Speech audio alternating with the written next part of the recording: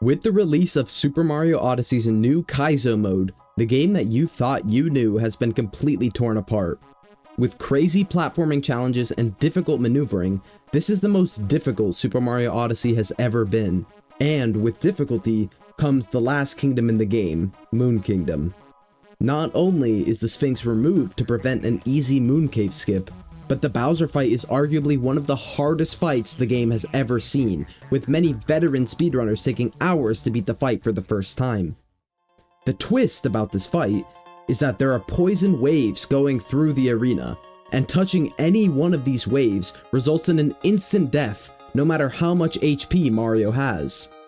This alone wouldn't be too much of a challenge, but what makes the fight so hard is that when Mario is hitting Bowser with the punching hat, he is locked in an animation when Bowser is being flung away.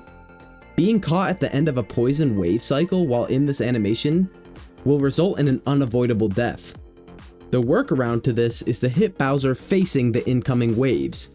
When Mario hits Bowser, he is pushed backwards in whatever direction he was facing.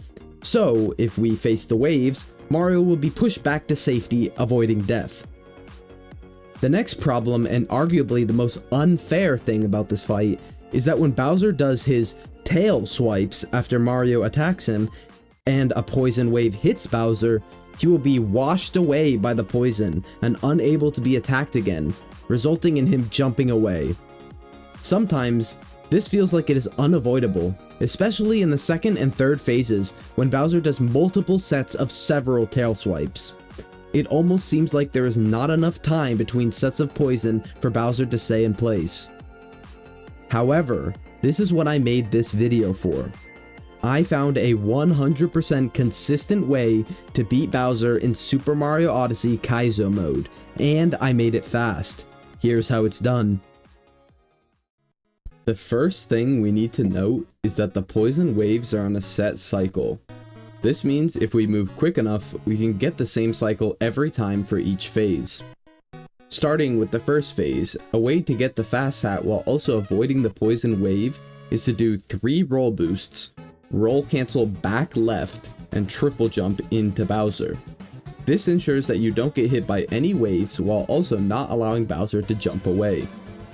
You first want to hit Bowser directly in front, and then jump to the right while hitting him towards the incoming wave to ensure you don't get killed by being stuck in an animation. You then want to jump over his 2 tail attacks and hit him on the pillar in front of the next closest platform to make sure he takes the shortest line possible when jumping. This is timed so that when Bowser does his tail attack, the poison waves align with you when you need to jump. By hitting Bowser in this order, you will never be in the position where Mario is pushed into a wave and killed with something that's out of your control. The starting platform happens to be the perfect distance and orientation to where the waves are exactly where we want to be. It is also one of the highest platforms, so the poison waves don't go up as high. The strategy is to manipulate Bowser into jumping back to the starting platform every time. This is done by moving to the opposite side of the arena and jumping over the fire there. Something that I will note is that we will be damage boosting through both of the fast hats to make them more consistent. This means that you must not take damage from Bowser's fire in between phases. The hitbox can be a bit weird on the higher platforms, so make sure to do backflips or spin pounds to avoid them. Then, when Bowser is done with his fire attacks, stand directly in front of him and he will jump backwards towards the starting platform. Then begin rolling there. Since the platform is perfectly in the middle, the waves make a straight set of parallel lines for Mario to roll between with ease. In order to ensure we get the fast hats every time, we need to make sure that we end our roll on the spot where Bowser spawns his new set of hats. This will make us take damage the second he spawns them, which we want to make the fast hat easy and consistent. As soon as Mario picks up the hat, jump over the poison wave and hit Bowser towards the wall. Bowser does only 1 tail swipe here, so it is safe to do so without him being washed away. We then want to jump to the right and immediately start hitting him toward the incoming waves.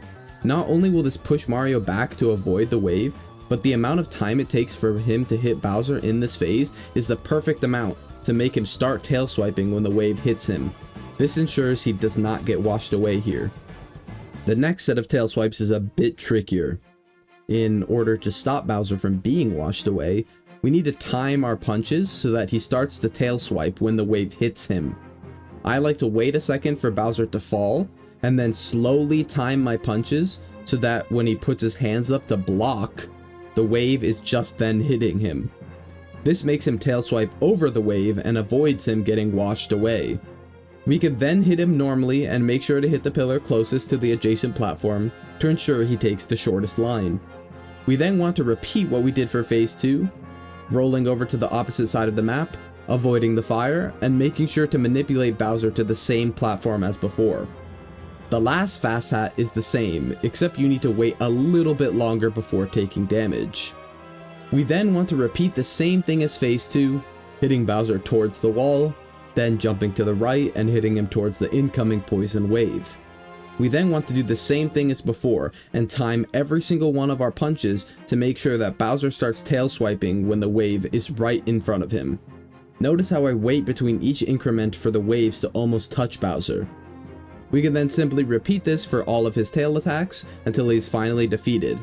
Take a note that sometimes he does more or less tail attacks depending on when you are hitting him. And we're done. Just make sure to jump to the middle and avoid the poison waves which are still present and could kill you after the fight is completed. And that's how you consistently beat the hardest fight in Kaizo Odyssey. If you enjoyed, make sure to leave a like and subscribe while you're there. I hope this helped, and I'll see you next time.